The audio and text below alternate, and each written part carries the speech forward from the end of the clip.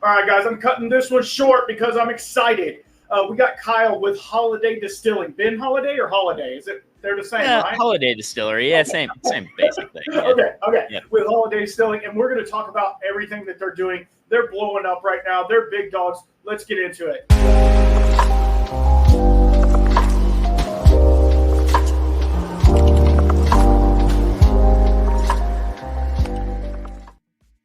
All right, thanks for coming back. All right, so we've been able to get Kyle from Holladay Distilling on, and we're going to talk about some stuff. We're going to keep it loose. We're going to try not to go too over because I know you guys are super busy right now. Is that correct? Yeah, it's been a little bit chaotic around here. You know, we're doing got all the bourbon out in the world, and now just trying to keep telling our story and make sure people get a chance to try all of our different offerings. So yeah, it's been a bit hectic around here for sure. Awesome. And I heard through the whiskey ethers that your whiskey made whiskey of the year. Is that correct? So we had a candidate for in the Ascot Awards. Okay. It was one of the candidates for best small batch bourbon, I believe. Yeah. Okay. Is what it was. So our Ben Holladay Rickhouse Proof from August of last year. We didn't end up pulling it off. That eggs right there. Yep. So we ended up second, but beat out a few pretty heavy hitters in that as well. So pretty good showing. Pretty impressed with it overall. Pretty happy with it. Absolutely. And what's funny is you said August of last year, and this is that bottle. So that's really kind of cool. Yeah. So while you can take, okay, I'm going to ask you a question about the bottle, just right off the top. It has a screw top. Screw top. And there's a lot of whiskey people out there that kind of poo-poo the screw tops. Why did you choose a screw top instead of a cork? Yeah, so, I mean, there's a couple different answers to that. One, you know, when everything we did with bringing back our product was kind of influenced by the past. So first and foremost, we had that design, kind of that quarter screw cap in our history. When we made bourbon back 50 plus years ago, that was one of the kind of styles that we had. And so that was one of the drivers, but then ultimately,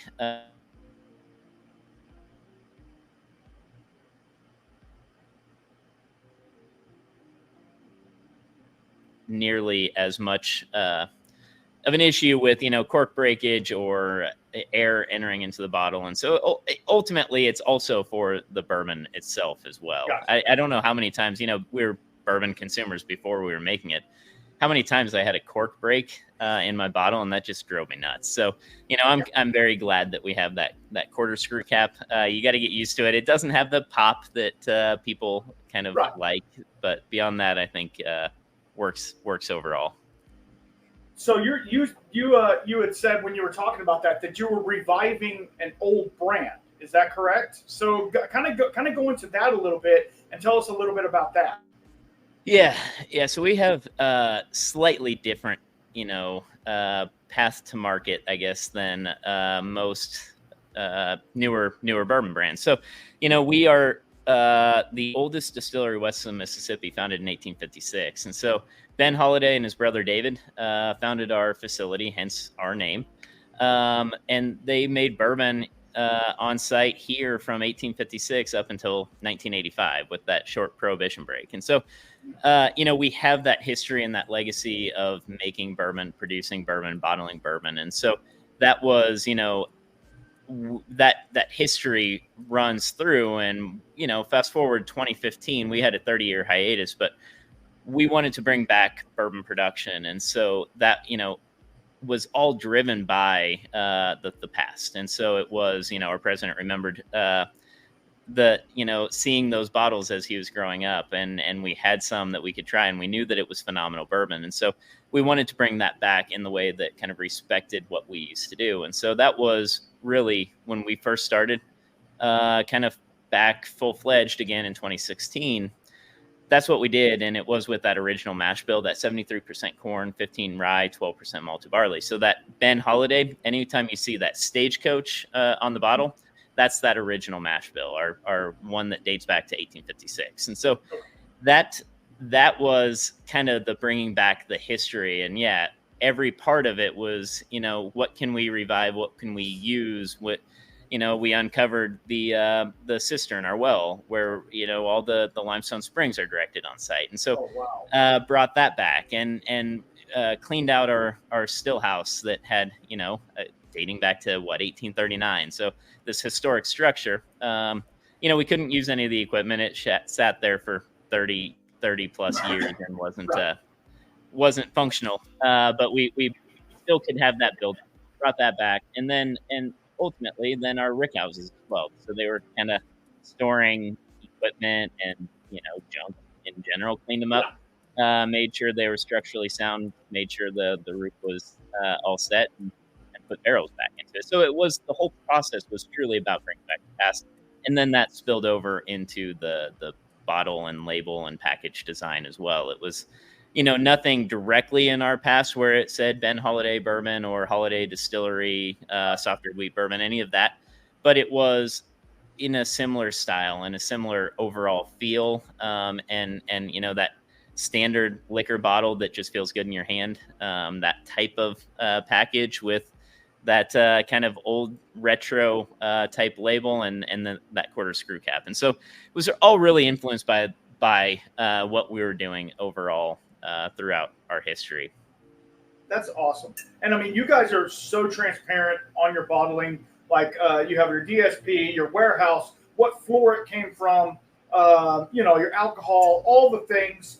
Obviously this, it tells you when it was distilled, when it was bottled. Like you guys are doing everything you can to say, hey, and obviously if you go on the website, which I'll have linked down below, if you go on the website, I mean, you're going to find even more information like the mash bill and stuff like that.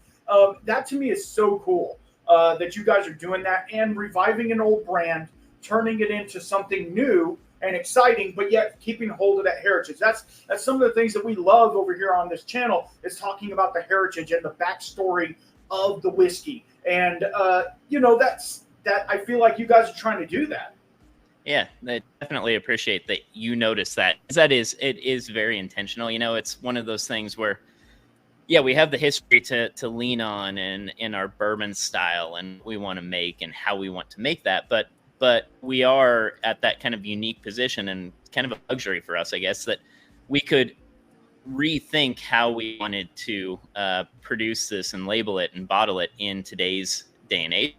And so, it was truly about that full transparency. How can we tell every detail about this? We were proud that we made this from the beginning.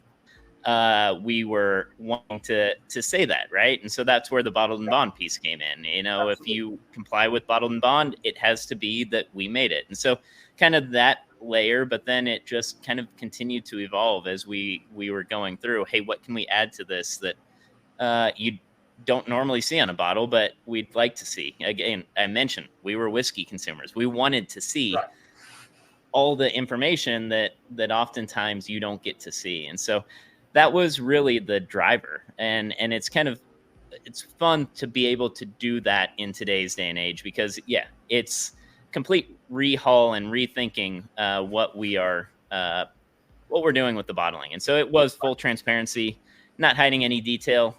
You asked before we got on if we need to avoid any topics or anything. We're full transparency all the time. We're not going to hide from that. And so, that's who we are. And we just want to make sure that we're telling our story, and that's, not hiding any details behind it.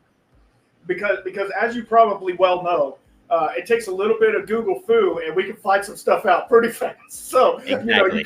You can't hide from us. But at the same time, if there's things like, I have no problem with sourcing, I have no problem with all that stuff, just the transparency of it.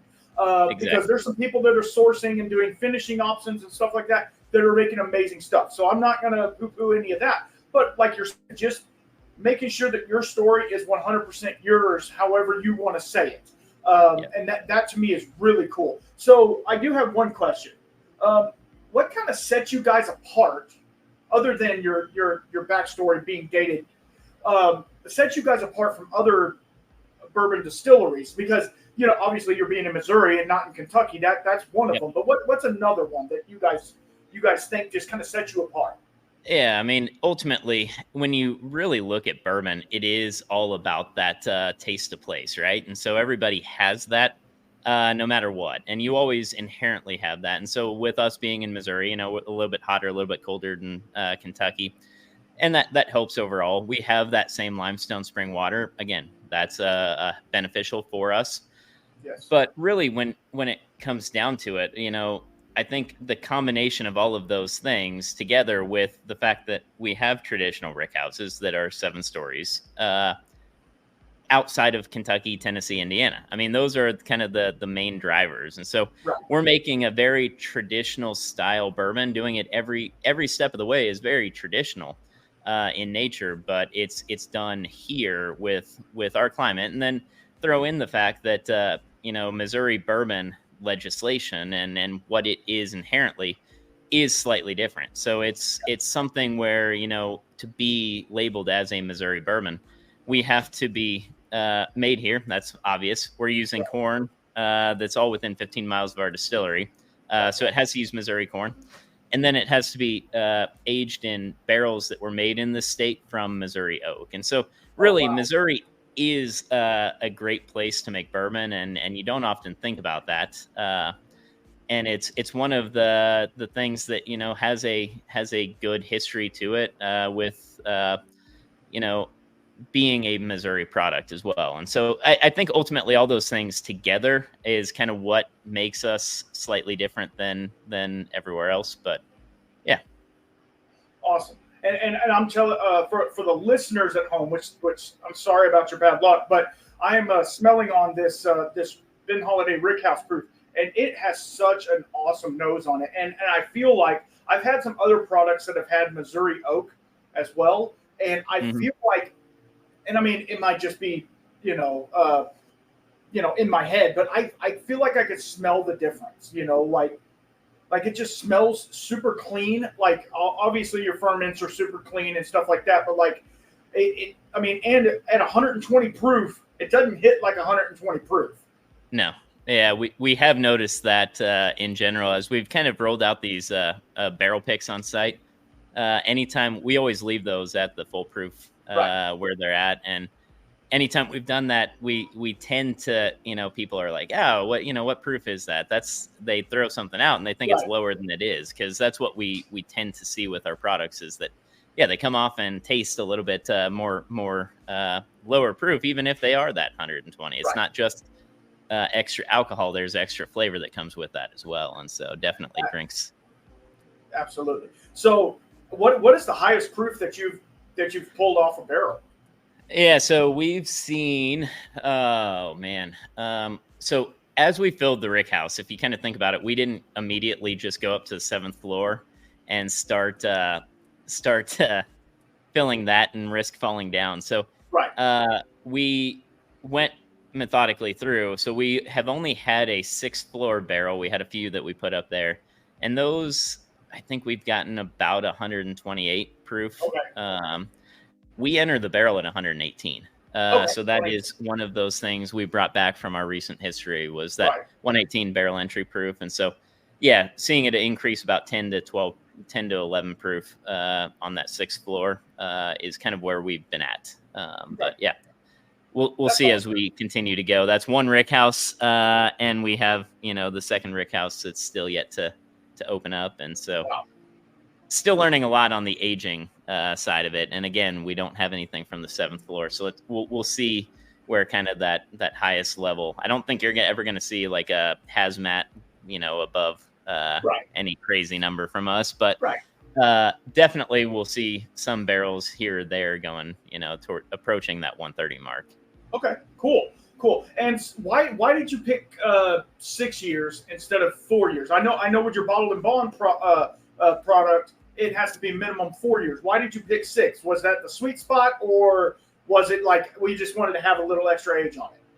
Yeah, so that was one of those things that ultimately, so I started 2016, and we were laying it down, and when we first started, we did not necessarily envision exactly what we were doing now. Right? It's very expensive to do this.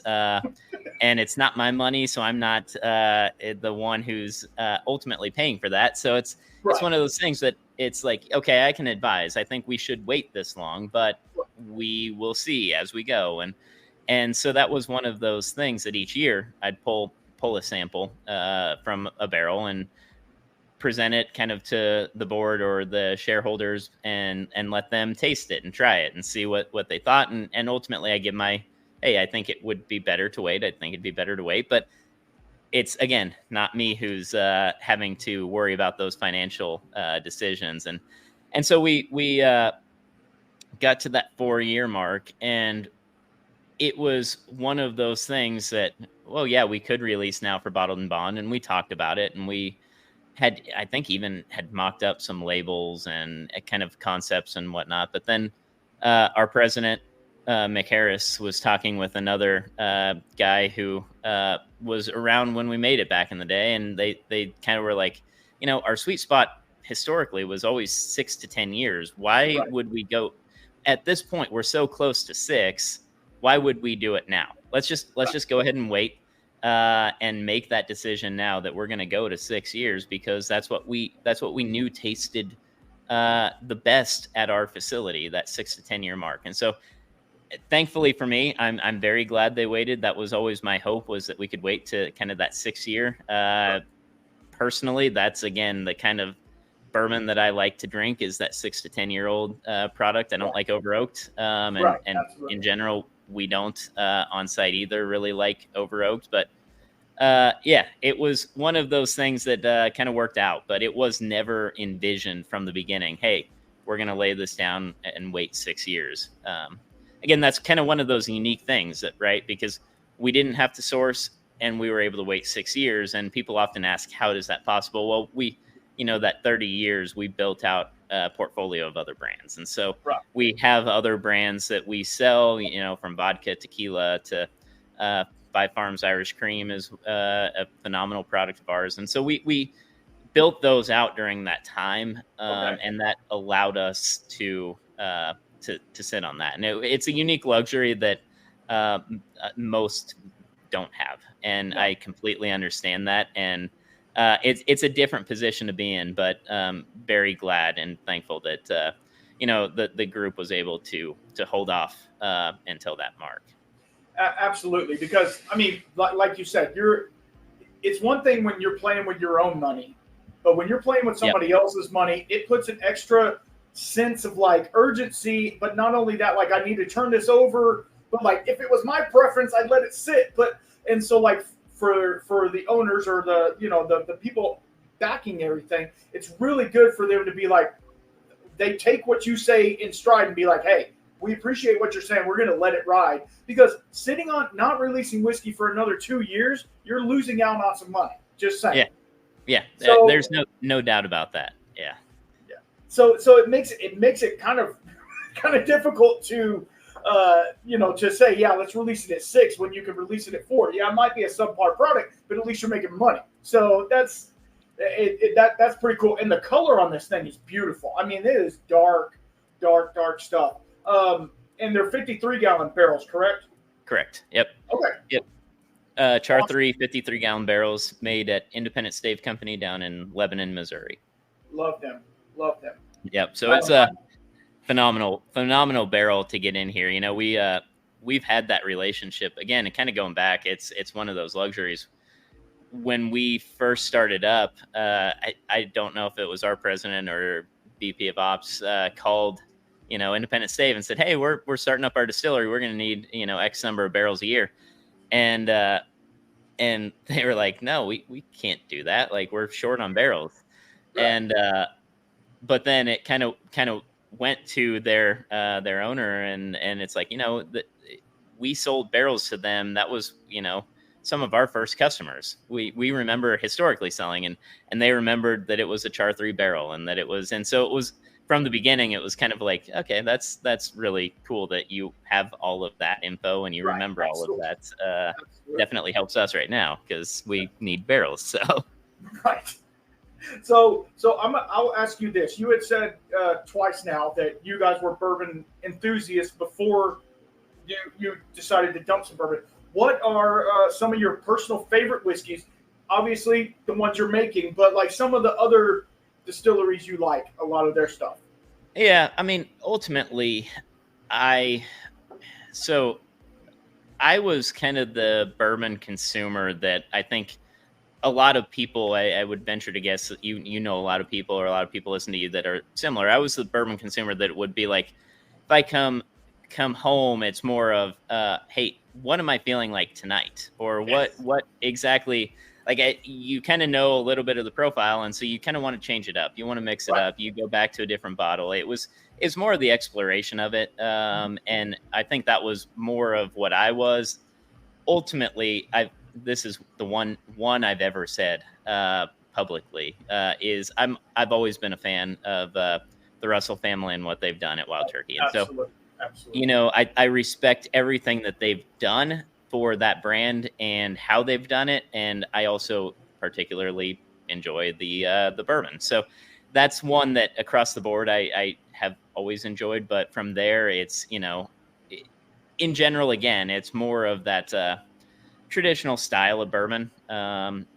Your kind of Kentucky, Indiana type of bourbon overall, I enjoyed, but it was never any specific. Okay.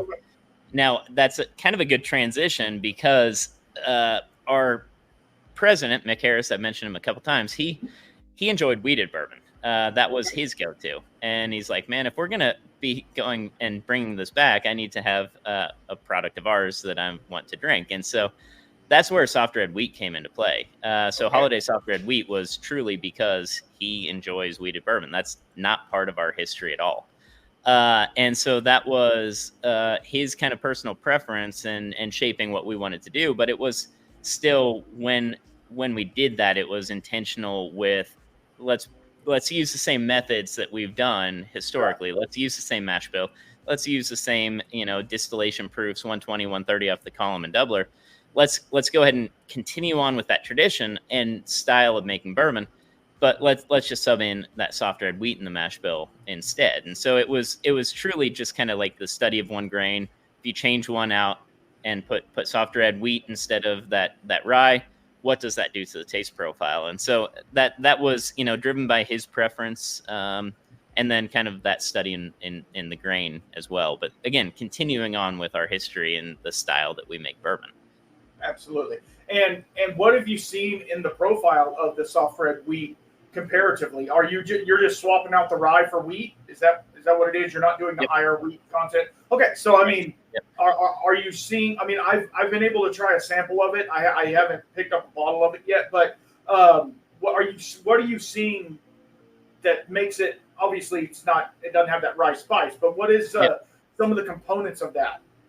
If you Yeah, I could say. mean, ultimately, always encourage people to try it as well, but it provides that kind of more typical weeded characteristic. It's one that you know, that it kind of stands down, lets that barrel come through. It's just softer in general overall without that spice characteristic, and so very very traditional with that profile. And so it's one of those things that, you know, we on site, like we tend to gravitate towards that during, you know, the summer, and Right. maybe throw it on a rock, or Right. you know, chilled. And so it does fall in line with that, where it just is a kind of much more subtle taste profile overall that you would expect with that wheated bourbon. Okay. Okay, awesome. I mean, because obviously there's a bunch of weeded bourbons out there, and everybody's doing it. And you know, for me, and it's fine. Like I don't have a preference really. I'll take whatever you want. You know, there's some that are a little bit. They get a little. I feel like sometimes the wheat comes across a little hotter to me on some brands, not Yeah. necessarily y'all's, but it comes across a little hotter, not like rice spice, but like I guess more of the barrel influence is there. So yeah, no, it's kind of strange. Okay, Yeah. so one more question. This is kind of a wild one, but I like to throw a couple curveballs in there. I know you guys are mainly doing bourbon, but Yep. what is the most unusual ingredient you've used? or considered using in making a whiskey? Yeah, so we have not made, outside of traditional grains, the corn, wheat, rye, and malted barley. We have not used anything else. So that's the giant caveat. Everyone's always trying to get me to admit to something. Oh, you got to have something up there. Yeah. You got to have done tried or whatever. I haven't yet. Okay. When we look at it again, our history was bourbon, and so that's what we started with. To me, I would love to do other types of whiskeys and styles of whiskeys as well, and that's on the potential list. Anything we've played with so far, though, that's been a different type of barrel, and so we did lay down other barrels early on. We did an experimentation or a trial with independent stave, and we got various toast profiles for first fill aging and a wave stave spiral cut type of product, and so we laid some of those down 7 years ago. Haven't released any yet, and so we've done that. We've played around in that realm. We've played around with barrel entries and stuff like that. So everything we've done is very traditional. The one thing I'll say is I have looked into one other thing, and I don't intend to necessarily use it, but my dad always he's a farmer in Western Kansas, and so he didn't.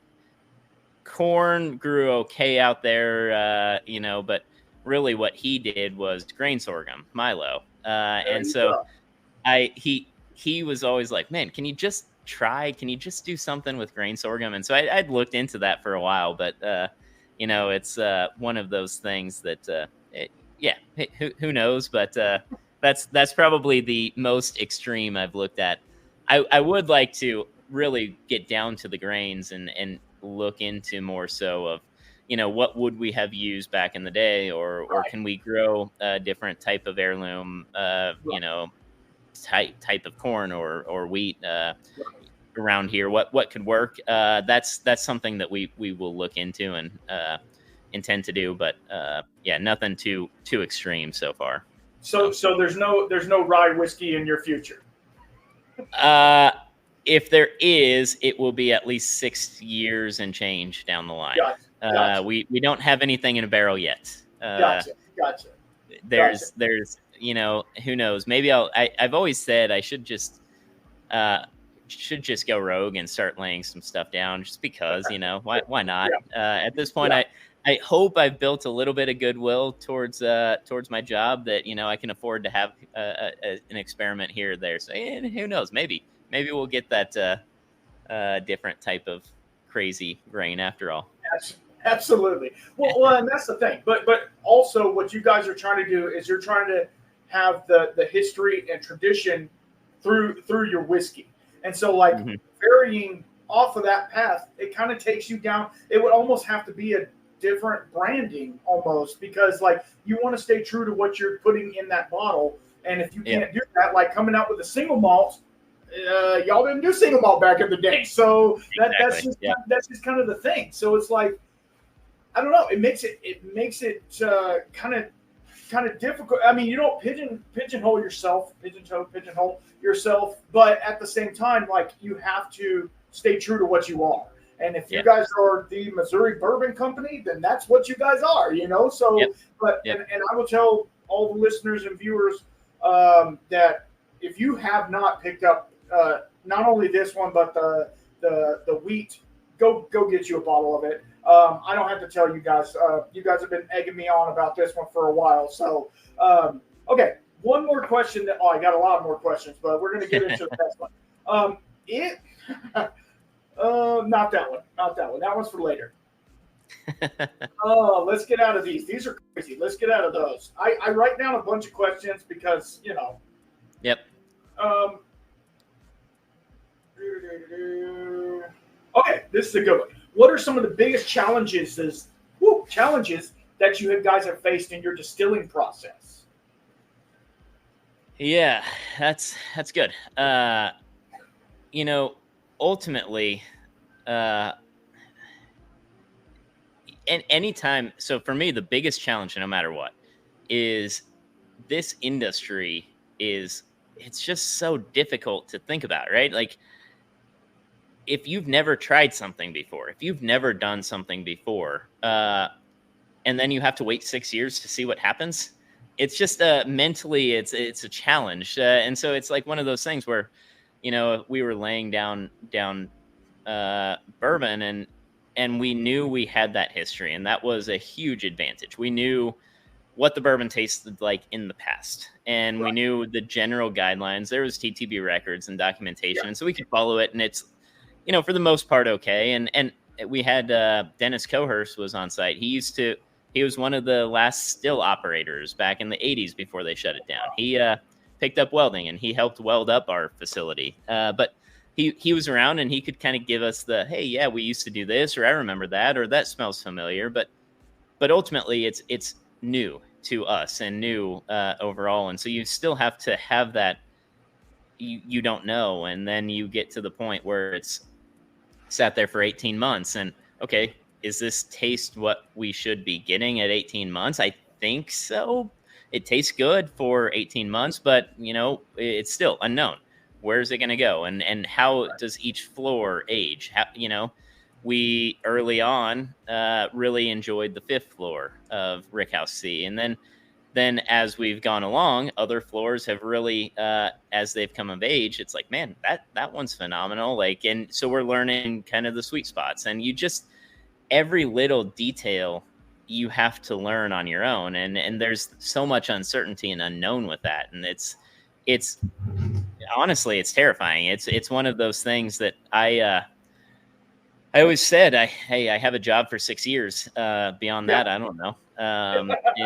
It's that first release. It's, are people going to show up? What are people going to say? And in today's day and age, especially with social media, I got off of Facebook before we released, because it's like, I don't want to know what people say.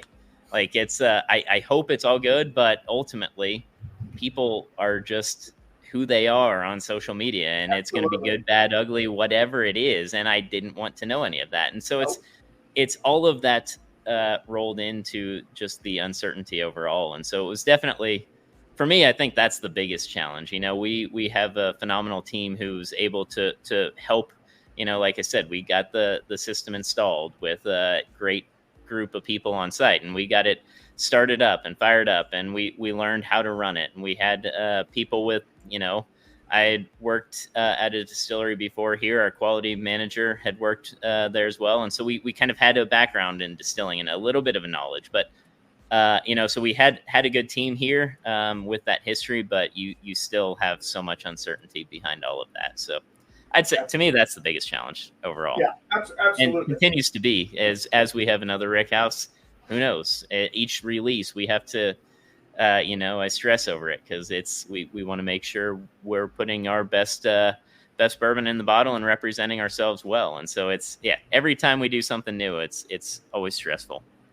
Well, I can tell you, not only from personal experience, but the buzz I'm hearing out in the world. And I know you can't help but hear it as well, but it's overwhelmingly awesome. You do get the one or two naysayers, because they're like, oh, it's not from Kentucky, I don't like it. Exactly. Yep. You always get those, but then the overwhelming thing is, hey, this is some new stuff. Y'all need to get into this. So that, to me, says a lot for you guys, but it also says a lot, I hate to say, for us, for the whiskey community, because we are branching out. Like, I'm a lover of Scotch and all sorts of other stuff. So, like, I don't just play in the bourbon realm, where there's some people that stay in their bourbon lane, and that's fine. But like, and they're very tried and true. So it's like, it's hard to convince them to get off of Kentucky or get out of Tennessee, because they think that's the birthplace. Which, okay, maybe it is, maybe it's not. People were moonshining a long time before that. So it's just one of those things. So another question that I feel kind of goes into this, we talked about some some struggles that you guys are having. What is the first thing you do when you get to the distillery each morning? Like I know you turn the lights on, obviously. If it's dark, yeah. turn the lights on. But That's a good question. I've not been asked that one yet. Ultimately, it's evolved and changed quite a bit as we've gone. And so, when it was couple, 4 or 5 years ago, it was always I'd drop all my stuff and I'd immediately go into the still house. I'd, taste what's coming off the still. I'd go dip my finger in the mash and the, each fermenter and smell that and go through kind of the logs and make sure everything's running the way we would like it to be. And so it was, kind of a lot of the day-to-day production in the still house and focus in on that. I still will do that, but that's not as much the first thing because, our team has, I mentioned that a lot because we have a good group of people with the knowledge and the skill of running the equipment in the distillery. And so I'm not actually in there, doing that day to day. And I trust them and I know that they're going to continue on. And more than anything, I trust that if there's ever any issues, they're going to come find me and we talk about it. And so, I'll talk to, Matt Rubhausen, who kind of is our supervisor in there. I'll talk to him and check to make sure everything's running well first thing in the morning. But beyond that, it's a lot of, at this point, kind of, I'll be sampling bourbon, first thing in the morning. That's people would probably, I don't know. Some would say I have a problem. Some would say they want my job. I don't know. It's you never know. For sure. But yeah, it's truly, again, I mentioned as we're learning through learning about everything, we have all that, the rick house we have to explore. We have to get barrels selected for our barrel picks. We have to kind of plan out the next release. So truthfully, now my time is spent more kind of in the lab, doing that type of project blending and stuff like that. And so preparing a little bit more in that realm, is more of my daily, task now. Awesome.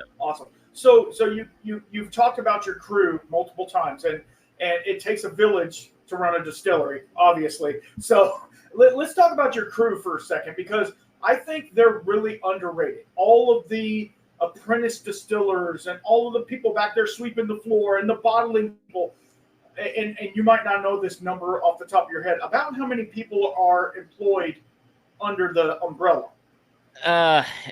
So that's a tricky question. So in our distillery, proper, where we're actually making the bourbon, racking the barrels, and pulling the barrels, all of that. Our crew is, we just have 5 people. So we're fairly lean in that realm. 5 day-to-day kind of operations in that side. We, again, have maintenance facility or maintenance people who come help us as well, none dedicated to us necessarily, because we are a property. We have a bottling line, again, that had kind of built over time. And so ultimately, the bottling side as well, that's beyond just bourbon. That's all of our other brands. And so on site, we're probably about 110 people or so total. Wow. Okay. But yeah, so it's, again, kind of different realms. You have your accounting team, you have your HR to bottling to cleaning and maintenance. And so we have a whole gambit of people, but again, we have that history in other brands as well. But the bourbon side is pretty small crew overall. And are y'all running 24 hours or? We're not. So bourbon, we're just one shift a day. And so we have extra capacity on the column. At that point, you just got to start thinking about rick houses. And so ours, we have two traditional style. They're smaller when you think about Kentucky, right? So down there, you see these massive houses that have 50,000 barrels in them. Ours are the same height, but they hold, right around 12,000 in one and 10,000 in the other. And so smaller overall. We get a little bit more fluctuation because there's less thermal mass in that building. And so you kind of, it warms up a bit earlier in the spring and cools off a bit later in the fall, or during the winter. But we get a little bit more of that swing. variation. But yeah, so we have that capacity. If we wanted to expand into, a second or third shift, we would have to look at other options or decrease the age, and that's not going to happen. Thankfully, once we released our the board kind of was okay with the statement. We're not going to release anything younger than 6 years anymore. That's just the fact. 6 years is the youngest, and then we don't intend to release anything below 100 proof, below that bottled and bond level. And so so at that point, we would need more rick houses. So right. And so if you don't mind talking a little bit, because this is the nerdy part, if you want to get into that, a little bit about your setup. And you say you go and check the ferments and stuff. Are you doing oak ferment, open vatted, or how are you doing that? Yeah, so they're stainless steel. When we purchased, we bought from Vendome, and so we have it begins with a 2-cooker system. Not a lot of places do that. Most have kind of that 1 cooker where you'll heat up the corn or your primary grain, and then you'll add in your secondary grain as it cools off, and your malted barley. And again, going back to the history, we always did a 2-cooker system. Large grain has the corn. Small cooker has our secondary grain, wheat or rye. And so we're really focused in each of those. We'll start with limestone spring water. We do a sour mash process, so we'll add in the back set. And then from there, we mash in our grain and cook those vessels respective to their the temperatures that we would do that. And so it's really about maximizing the flavor we can get from each individual grain. From there, we'll cool down our large cooker and get them to the point where large and small are the same, combine them and cool them down at once. And so we really handle them as much as we possibly can as 2 individuals, just to extract as much. It's not just sugar in the cook process. It's the amino acids from the grains are the primary driver for congener development from your yeast. And so we want to really truly get as much as we possibly can. And so by doing the 2-cooker system, whether it is or is not different, it's scientifically hard to prove. But it is truly, for us, we know that when you're cooking things at home, you oftentimes cook things separately to maximize the flavor. And there is the thought and the science behind that. We want to maximize the amount of amino acids we can extract from the small grain. And so that's the beginning. So you said you wanted nerdy, so we got nerdy on that. It's all good. From there, we will then cool down to go over to our fermenters, and then we'll pitch in the fermenters. We could not revive. We did not have any old yeast strains from our history. And so we found one that produced kind of a similar congener profile overall as what we used to do, standard whiskey style yeast. And so with that, it's a fairly quick and hot fermentation cycle. And so 3 days, 3 to 5 days, we've gone up to 5 days for some various things, but it's and running kind of a little bit hotter. It's in that 90-degree range, and so we'll allow it to go quick. And so it's truly that first couple days getting all the alcohol, but then that last day is really, again, that congener development, the depth of flavor that you would get with the distillate. And so again, what we are doing there, well, then it ties into our distillation. We're going off a column still, 18-inch column from Vendome.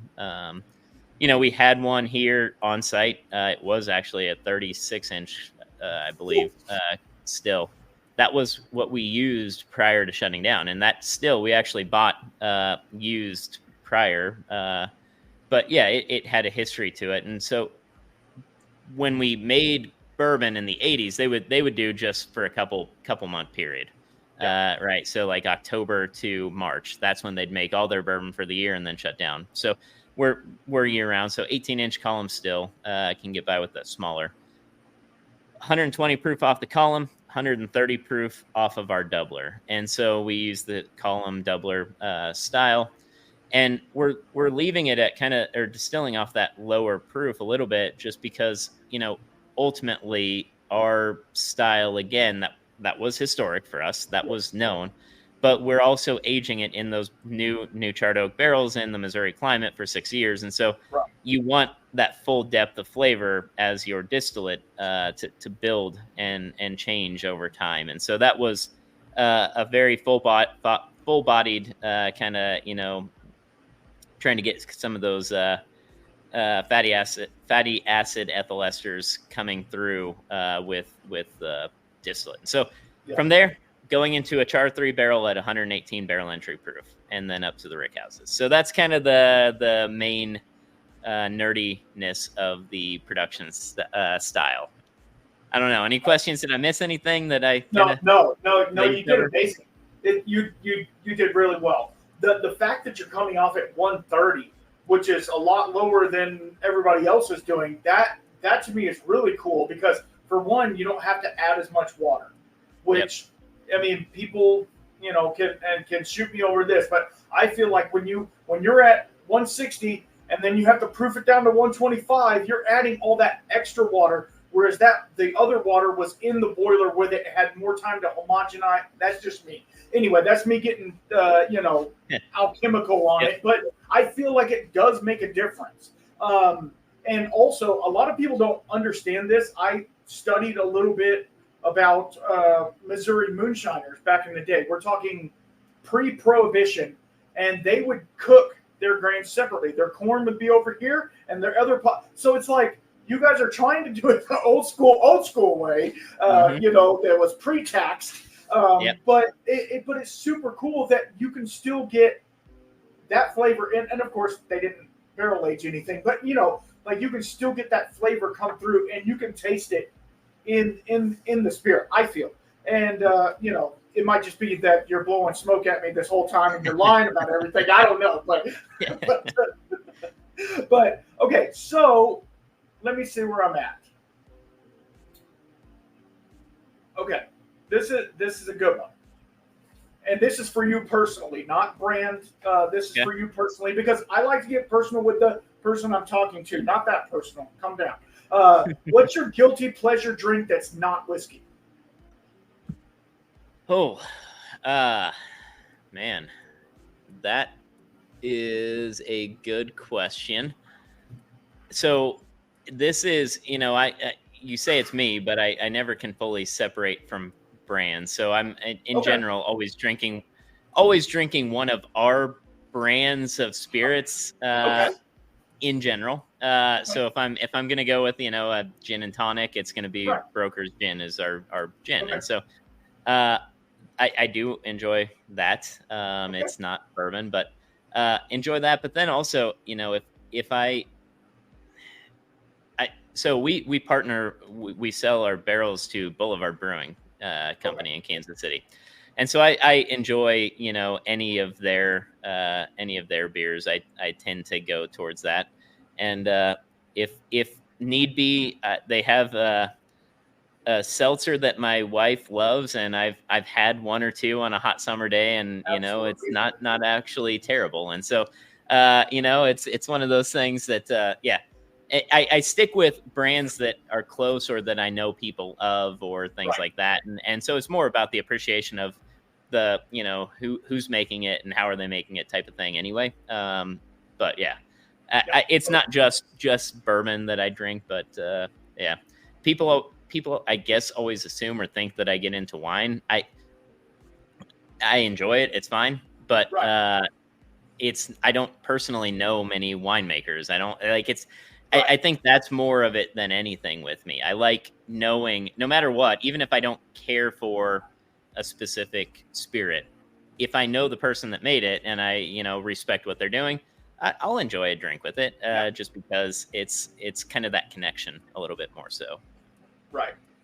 Okay, so that leads me to, I didn't think I was going to be full of questions, but I am now. So you've talked about making traditional bourbons.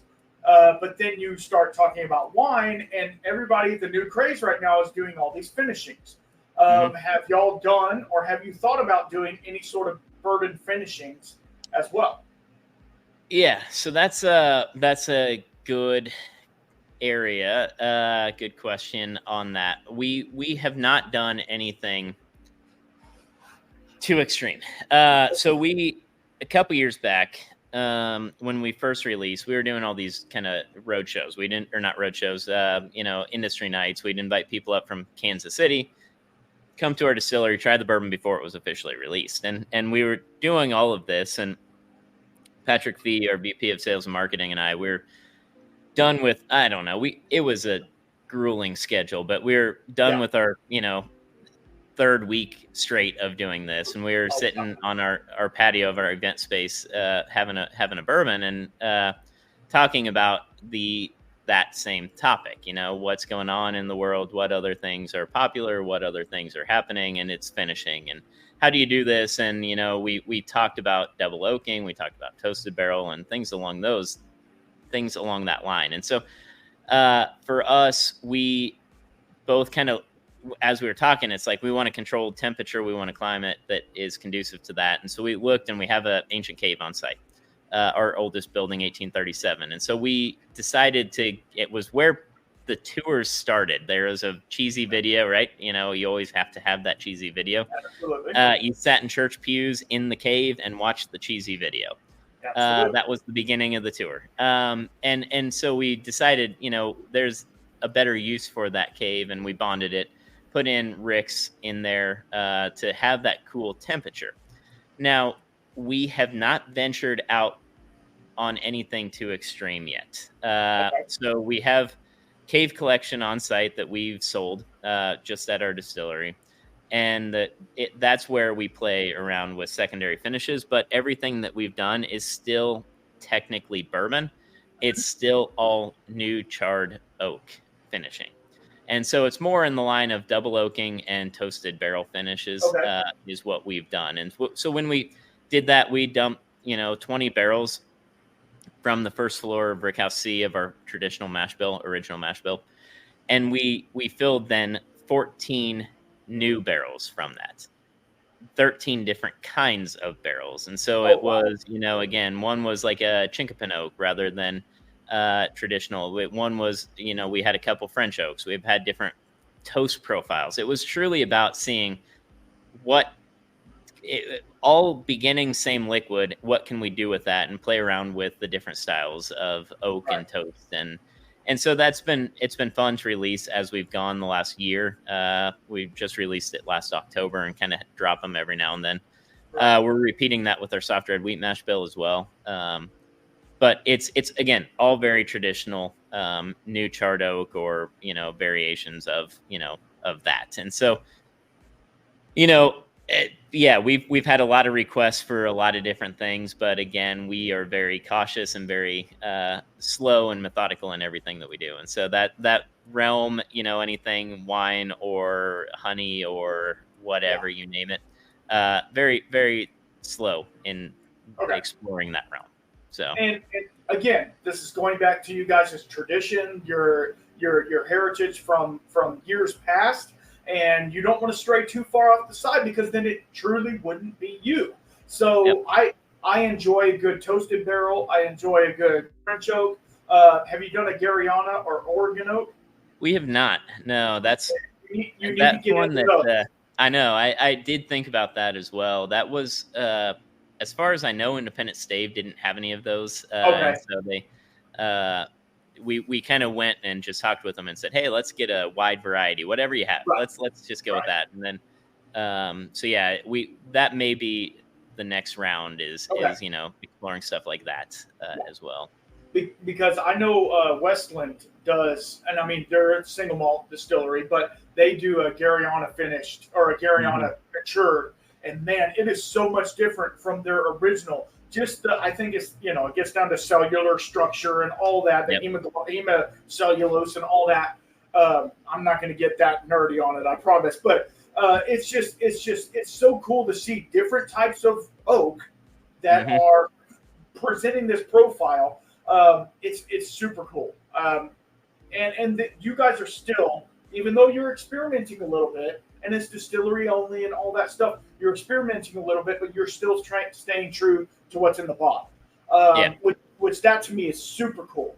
Okay, so have there been any memorable pranks or funny moments at the distillery? Oh man. I'm throwing them out there, bro. I mean, I got a one Yeah. shot. Go. Yeah. So I don't know about pranks necessarily. And the typical, I guess.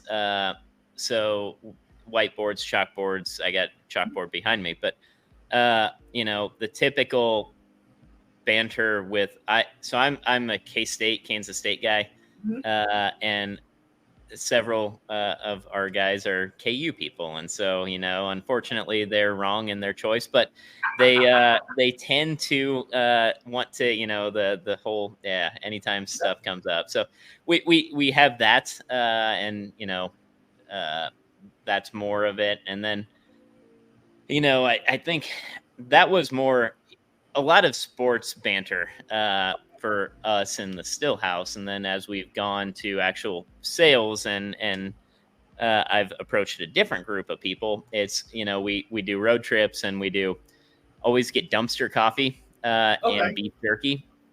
We got one of Okay. our guys, Joe. He's our sales guy, and he's very thorough, and we go to an event and he'll want to set up for 5 hours for an event that we could set up for in an hour. And so we don't often get to eat. And so we always get beef jerky everywhere. That tends to be our meal for the day Okay. whenever we're around him. And so, yeah, there's a couple of us anytime we travel, we always just make sure we get dumpster coffee and beef jerky. Honestly, if the coffee's been made like 8 hours before we get it, doesn't matter. It's whatever. Yeah, it fine. is. It's just coffee. We need caffeine. We got to go. So That's so funny. That's so funny. Because I mean, you got to think about it. Like now that you guys are distributing, I mean, you're pretty much all over the U.S., correct?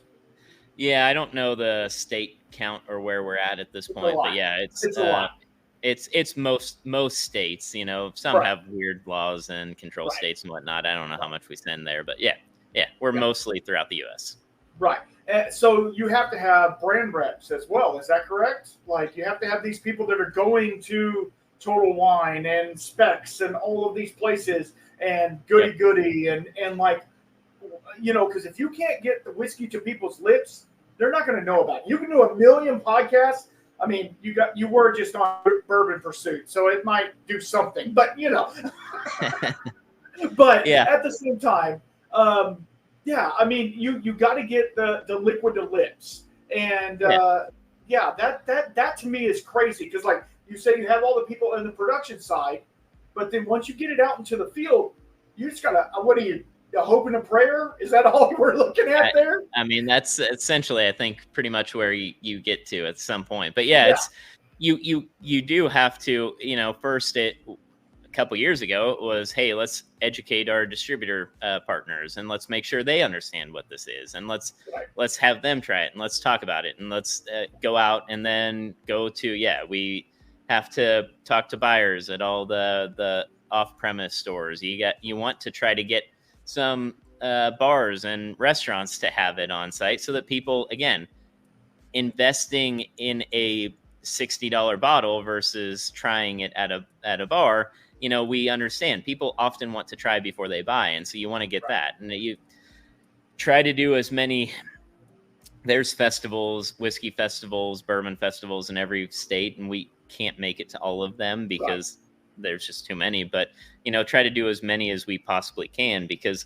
again, tell the story and you talk about the history and you talk about how we're making it, and it's very traditional overall, but people, you kind of mentioned it earlier, there still is always the people that are, I only drink Kentucky, I only drink the traditional bourbon, I only drink this or that. And so you no matter what, that barrier is there. And so you always have to keep trying to get people to taste it and trying to go in the settings where that's advantageous. So that's been a lot of the last couple of years, has been out on the road, out at different events or talking to people. And it just kind of that type of, kind of on the street thing. That's what we have to do. That's, we're not these massive, we're a big company.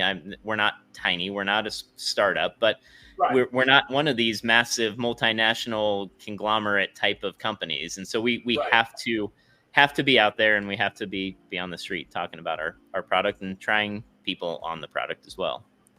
Yeah, absolutely. And I will tell you this, for all the bourbon enthusiasts, if you haven't tried Ben Holladay or Holladay Distilling at all, get out there and try them. I've been a fan of you guys for a number of years now. I think I tried, oh Lord, I mean, it was right when I saw it, and of course I'm in Texas, so it's a little Yep. my market's a little bit different. Yeah. But I got to try just the regular bottle of Bond, and it was amazing. Picked up a bottle. I think it's right there behind my head. Oh, nice. Yep. I keep my ghost shelf, where all the That's ones awesome. I've already killed.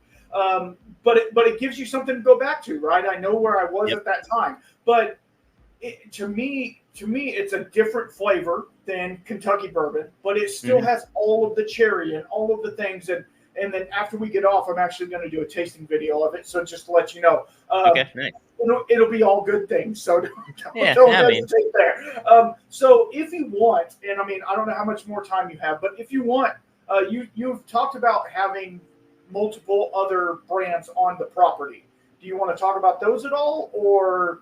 Yeah. So we've had throughout our history a ton of different brands, and it's kind of fun always looking at different labels that we had historically. Over the last 30 years, we built out a portfolio of products, and really since our current president Mick took over in 2008, it has been focused in more on premiums or products with a story or with something that has substance behind it, or so that's when we first released. We have 360 vodka is kind of a vodka we have. Tequila Rose. It's a tequila cream based liqueur. You guys do Tequila Rose? We do Tequila Rose. Yep. Oh my God, that's amazing. It's insane. So that is I thought everyone was making it up, but that's actually the number one shot product in the UK. It's ahead of Fireball, and so it's like one of those things. It's like that's I did not know that, but yeah. So that one is our larger kind of product. But so yeah, we have Tequila Rose, we have Broker's Gin, phenomenal London dry gin that we bought and now distribute, and so and then the other big one for us, the big push, is Five Farms Irish Cream, and that one is a phenomenal product. So it's the five family farms in County Cork, Ireland. Our president kind of, and the board, they went over there, selected these farms. Ultimately, the story was, let's bring Irish cream the way it used to be made in Ireland. People there didn't drink Irish cream, current Irish cream, because it changed from how their grandparents made it, right? And so our Mick was like, hey, what can we do an Irish cream from one cow, one farm? Like, what can we do with that? And because that's what it would have been. It would have been one farm. And we have partners over there, and they're like, hey, we can't do one farm, but we can do five. That's the minimum. And so we partnered with these five family farms, and you get the cream and the Irish whiskey, and within 48 hours, it's made into into that Five Farms Irish cream. And so it's a very premium, very luxurious product. It's the highest rated Irish cream in history. It's a phenomenal product as well. I mentioned earlier Ascot Awards, that won best liqueur. It's just one of those products that just is, anyone who tries it, it's just such this, so rich and just, again, luxurious overall. It just people love it, and that's kind of the push as well for us, in addition to bourbon. And so that it's one of those things where we are trying to get people over to Ireland to see the farms and to experience it as well, because it's just one of those products that, again, there's depth to it rather than just a brand that is a boardroom brand. So bourbon with the transparency we have going on with it, and then the Five Farms as well. So yeah, we're trying to focus in on those type of products. But again, we have others beyond that, but those are kind of the core focus right now. Right, absolutely, and it's so cool. And I'm guessing, and I mean, if you can't talk about that, that's fine. I'm guessing you're using a different still for your. Well, I guess you're getting the product. You're not actually distilling. Okay. So because I'm like, if it's Irish, you can't distill it on Irish site, cream. So. Exactly, everything has to be done over in Ireland, and so we have went through the work of getting all the partnerships set up over there. But yeah, we can't make it. It'd be fun for me, and I'd love to do this. Is try to send some barrels over there for them to age it in, and that would be super fun. But so we're working through some of those type of things as well. But yeah, we can't make it. People often ask us if we're doing a bourbon cream ever. That's one of those products people ask about. And we've looked at it. I'm not going to lie, but when we try Five Farms Irish cream and compare it to anything bourbon cream related, we have to be better than that. And so it's a pretty high bar. And so we just want to make sure that if we ever do a bourbon cream, it's, comparable or better than Five Farms as well. Which sounds like it's going to be pretty difficult to do. It's going to be tough. Yeah. I don't know enough about cream and dairy farming in order to know exactly yet. Who knows? Maybe we'll learn. But yep. Well, Kyle, I appreciate you so much for coming on here. Do you have any last comments or anything you want to say before we get off of here?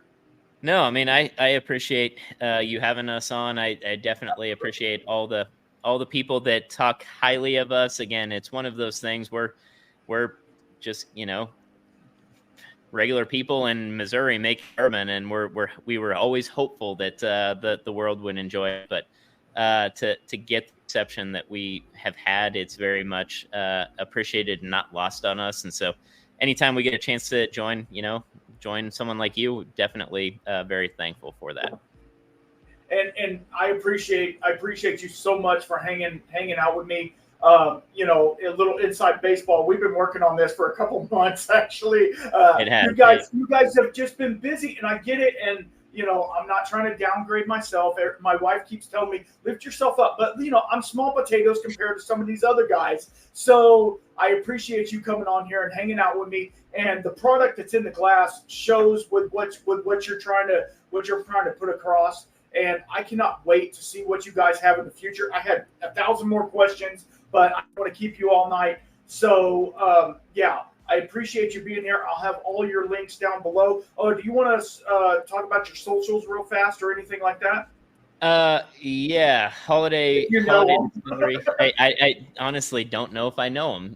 Look up Holladay Distillery on all the different platforms. Honestly, holladaybourbon.com. I always start there. Because then that links to all the different socials. Right. Always encourage people. I guess I should mention that holladaybourbon.com. We tell the full story of the Holladay brothers and the history, and dive into all of that more. And that's fascinating in and of itself. We have Distiller's Journal. If I stay up to date with that, which I've been very far behind on that. Where we talk about how we selected the barrels, where they came from, all the extra nerdy details, Angel Share, all of those type of things. Right. And then, just from there, you can also find the links to all the different socials as well. So holladaybourbon.com. Just start there. Yeah, so absolutely. That's the best place to go. I appreciate you coming on here, and thank you very much. And until next time, keep your spirits up. All right, guys, here we go. This is going to be a good one.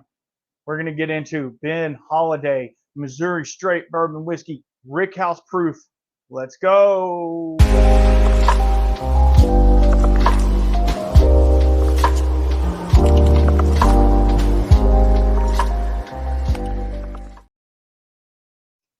All right, guys.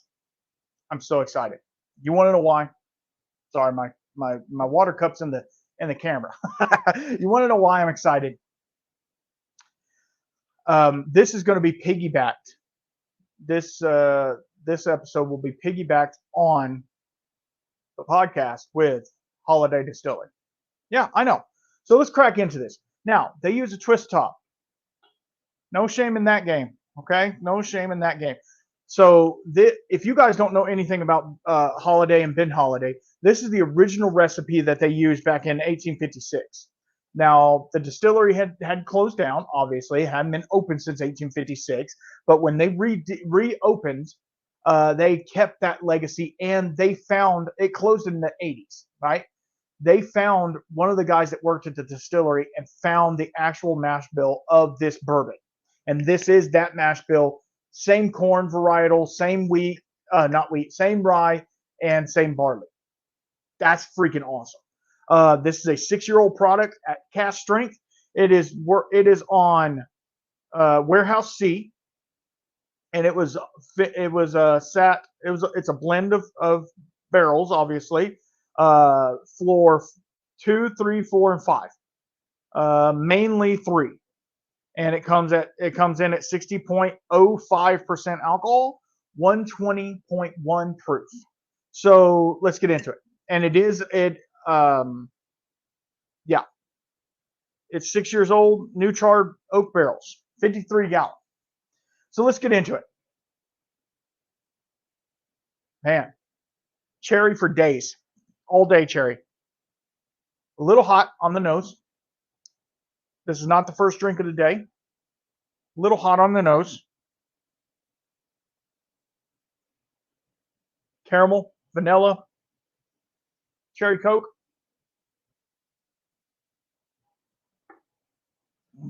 Take it back. Ooh, a little spicy, prickly on the back.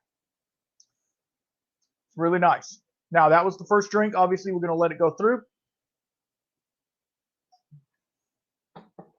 Get you some water. So, Holladay Distilling is doing really cool stuff. And it takes you away from Kentucky, is what it does. But the flavors, I mean, they're spot on to me. If you like a good Kentucky bourbon, you're going to love Ben Holladay. Now, this one, like I said, is their, I don't know why I keep putting it down there. This one is their rye mash bill. You know, they do have the soft red wheat as well.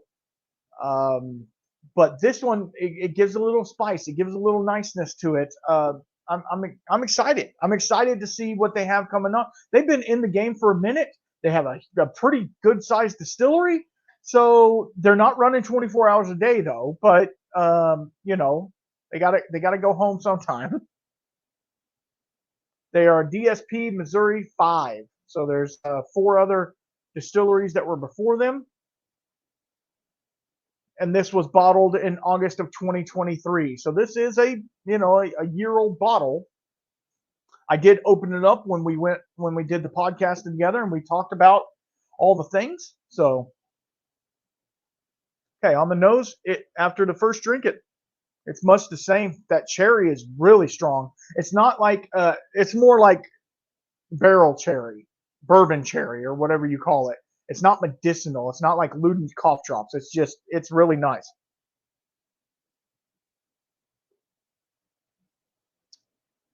Man, it packs a punch in a good way. Man, it's toffee, creme brulee, but then that spice sits on the top of your tongue. It's viscous. It's oily. And it lingers. You can taste it linger down the back of your throat with a nice pumpernickel bread or something like that. Super cool. So we're gonna score it. We're gonna score it. I keep forgetting that we're gonna score it. I gotta find my pen. Hold on. I gotta find my pen. All right, I found my pen. I don't know. I keep losing my pen. I don't know why. Okay, so let's. I do my scoring on 4 levels: smell, taste, finish, and would I buy again.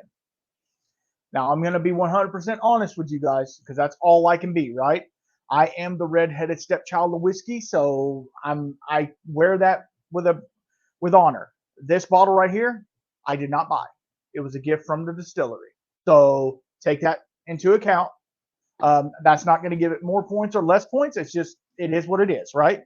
I thank Holladay Distilling for giving me that bottle as well. So, but it has nothing to do with that. I'm reviewing it because it's a great whiskey, and a little self-promotion never hurt. You know what I mean?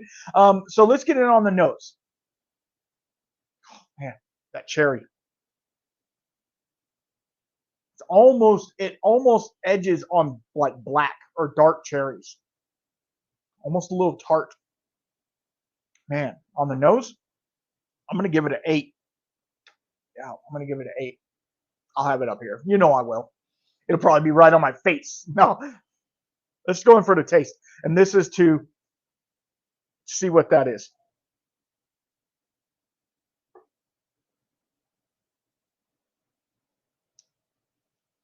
Wow, it has a lot of flavor. The flavors on this, they're basic bourbon flavors, but they're not like, they're so cohesive. Everything just melds really nice together. Toffee, vanilla, caramel. Toffee and caramel are different. Okay, toffee has, anyway, doesn't matter. Or this is in the cooking show. Creme brulee, toasted marshmallow, oak, leather. Oh man, you know what? I'm gonna give that a 9. I am. It is such a good taste. All right, let's go on the finish, and I'm gonna take a drink first. Luckily for me, the finish means I have to drink it again and not dial in so much on the taste. So I get to have a little bit more whiskey. Yay for me. Now this will probably be the last whiskey I have for the day. So just first and last. Not the first. I had one a little bit earlier. Okay.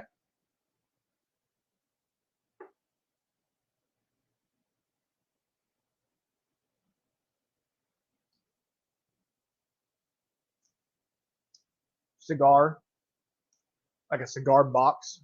When you open the cigar, it just prickles the tongue. Prickles the tongue. Rye bread, but not super funky rye. Maybe a little butter on that bread. Oily, viscous, clings to your throat. You start to get that Missouri hug, I guess. Wow. Okay, so it's a shorter finish. It's almost gone now. It leaves me with almost a numbing antiseptic taste. Not taste, but like lingering in the back. Okay, so I'm going to give that an 8. It's really good. The finish, it's short, but what's there is good. All right, so would I buy again? I would say if you're into bourbon, if you're into Kentucky bourbon or Tennessee bourbon, Tennessee whiskey, whatever you want to call it, it's still bourbon. They just charcoal mellow it, whatever. It's fine. If you're into stuff like that, I had to check to make sure my mic was still on.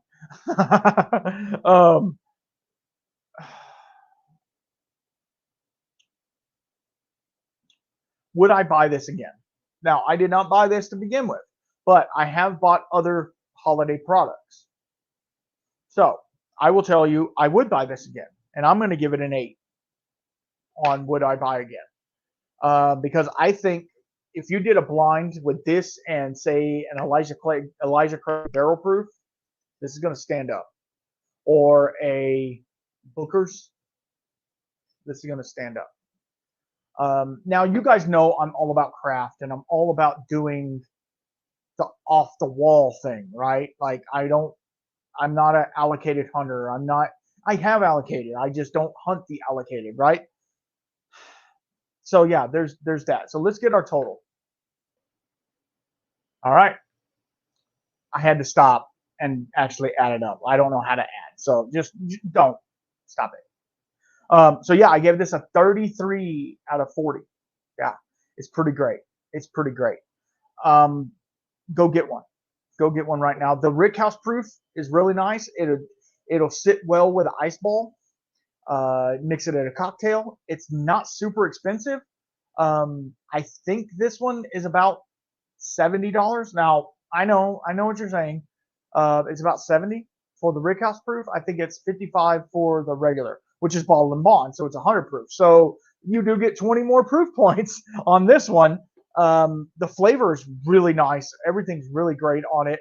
So yeah, that's my review of the Ben Holladay. Hope you guys enjoyed it. And please go check out the podcast, please. I thought it was excellent, and they're doing some amazing things, and they got second place in the World Whiskey Awards. So I don't know. What do y'all think? Let me know in the comments what you think of Ben Holladay and Holladay brand. I'd like to thank the sponsors of this show, Bad Motivator Barrels and Z Smith Whiskey and Mixology. Thank y'all very much. And if you need to get a hold of me, whiskeyshamancpodcast@gmail.com. And we do have a Patreon if you want to go there and you want to support monetarily. I would appreciate it. You guys be good. Thank you very much for all your support. Make sure you follow, like, subscribe, do all the algorithmic things because they are needed these days. And until next time, keep your spirits up.